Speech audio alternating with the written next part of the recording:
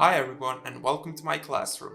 My name is Ennis and I will be your instructor for this class. My interest in design came out of nowhere and I fell in love. Combining my passion, gaming and thumbnails, I've came to realize that I could be using that to make money, doing what I love, designing gaming thumbnails. Throughout my work I've met some cool and hardworking people. Fast forward, I started designing thumbnails for a professional Valorant player, Food, the player for esports team called T1. And later on, I managed to become a lead designer for some other teams such as a player group called Akatsuki, and I've had a lot of creative individuals hire me for my work. The reason why I talked about this is because I wanted to convince you that it's not that hard to turn your design hobby into an income, in case you actually want that. If you're here to learn just how to create your own thumbnails for your personal use, of course, I can help you with that too. Now that you're comfortable working with me,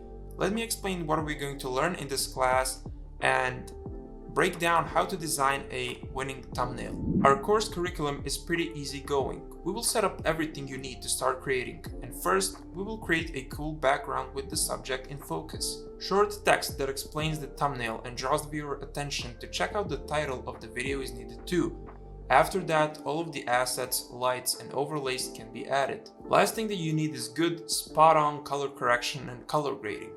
With all of that being said, you can export your final piece. Now, once you got the hang of it, we will design another trendy thumbnail with all the trending assets and effects from scratch together. After that, you're officially ready to start creating your own cool looking and eye-catching thumbnails. I will also talk about how you can turn this into a paying job and get your first money/clients. The last lesson in this course will teach you where to keep practicing, where to keep learning, how to improve, basically what to do after this course. We have explained everything in detail.